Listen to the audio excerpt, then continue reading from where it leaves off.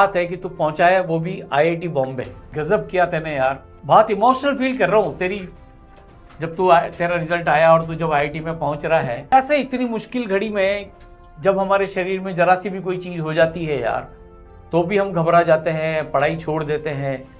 पर तैने कैसे किया यार? तेरी किडनी में इतनी प्रॉब्लम हुई, बस उसमें आ गया, ये सब हुआ जैसा कि मेरे को मेंटर ने बताया। आज कैसा फील हो रहा है तेरे को? इतनी परेशानियां तेरे साथ आई, हेल्थ का इश्यू इतना बड़ा आया। आज मैं जानना चाहता हूँ बेटा, बहुत गर्व है मेरे को तेरे ऊपर। और आज मेरे लिए तूने एक एग्जाम्पल सेट किया है कि कितनी भी विपरीत परिस्थिति हो, अगर मन में आग है, जानना है कुछ करने का, तो करके दिखाई जा सकता है। और शायद इंडिया की हाईएस्ट जो कुछ पॉसिबल था, तो आईआईटी बॉम्बे पहुंचा है, मन जीत लिया भाई तेने। ग्रेट इंस्पिरेशन, बधाई हो बेटा तेरे को बहुत बहुत, तेरे घर वालों को भी बहुत बहुत बधाई। पर पहले तो अपनी जर्नी के बारे में बता बेटा। सर जर्नी सर 10th से स्टार्ट हुई थी। 10th में उस टाइम पे एनटीएससी था सर, तो एनटीएससी की तैयारी किया था सर, मतलब थोड़ा सा लेवल बढ़ाना। फिर एनटीएससी की तैयारी की साल भर, तो फिर आखिरी में सितंबर अक्टूबर में मालूम पड़ता है कि एनटीएससी कैंसिल हो गया उस टाइम। सर उस टाइम पूरा प्रिपरेशन पूरा वेस्ट हो गया। जनवरी तक आखिरी में सिर्फ 1-2 महीना 10th की बोर्ड्स की तैयारी की थी, उसी में ठीक ठाक परसेंट आए थे। फिर उसके बाद सर यहाँ की ही लोकल कोचिंग से ही 11th 12th किया था। 11th स्टार्टिंग में ही मतलब सब कुछ अच्छा ही था, बाकी आखिरी में थोड़ा सा बैकलॉग हो गया था, उसके लिए शॉर्ट नोट्स ये सब बनाए थे। फिर उससे थोड़ा बहुत रिकवर हुआ। फिर 12th की स्टार्टिंग में सर, तो 12th में भी स्टार्टिंग में तो अच्छा जा रहा था, लेकिन आखिरी में आते आते थोड़ा सा डाउन हुआ। लेकिन आखिरी में जब नवंबर में जब मेन टाइम में जब मॉक देना चालू करना था सिलेबस कवर करने के लिए, तभी सर ये इश्यू हो गया था हिंदी का। तो एग्जैक्टली शायद नवंबर 30 को पूरा ये अचानक से रात में 4 बजे अचानक से चालू हो गया। सर पूरा मतलब अनबिलीवेबल पेन हो गया था पूरा, मतलब काफी ज्यादा दुखने लग गया था। तो उस दिन संडे भी था सर, तो मतलब डॉक्टर्स भी नहीं अवेलेबल थे, तो काफी ज्यादा ही मतलब बुखार और पेन हो गया था।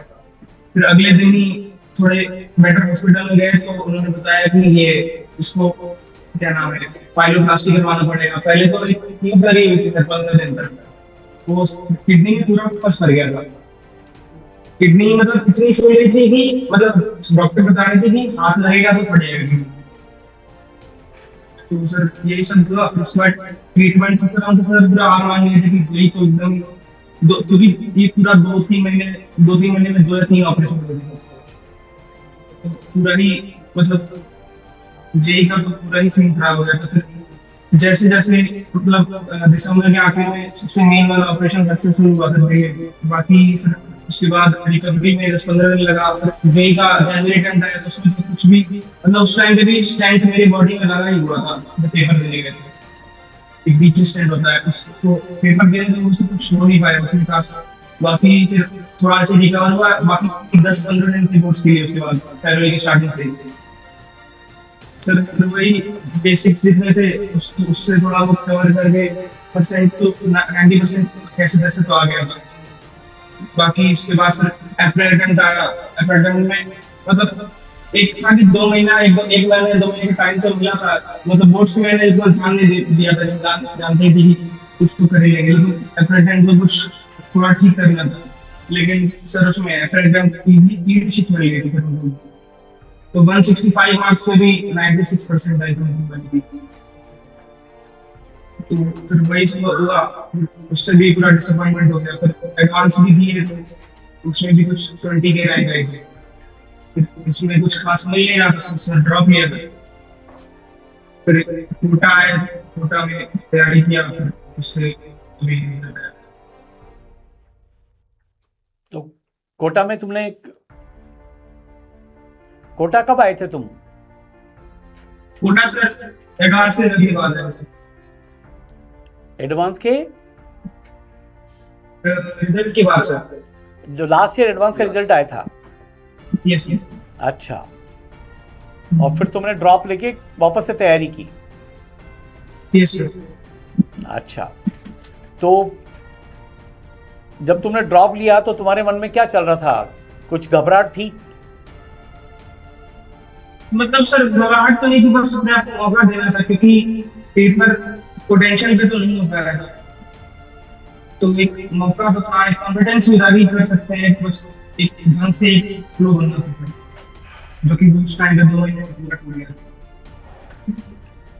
तो मतलब ये है कि तुमने हार नहीं मानी, हेल्थ को भी रिकवर किया, मेंटली भी रिकवर किया, फिर ड्रॉप लेने का निश्चय किया और फाइनली जो तुमने ठाना था, सपना देखा था, वो पूरा करके अब आज तुम आईआईटी बॉम्बे जा रहे हो।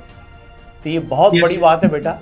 ये काफ़ी बच्चे, जो हजारों लाखों बच्चे आईआईटी की तैयारी कर रहे हैं, उनके लिए इंस्पिरेशन है। आज सर हमारे एक दिन बुखार आ जाता है, एक दिन सिर दुखता है, हम क्लास मिस कर देते हैं, आईआईटी की तैयारी छोड़ देते हैं, पर आज इस अध्ययन ने जो काम किया है वो नेक्स्ट लेवल है बेटा।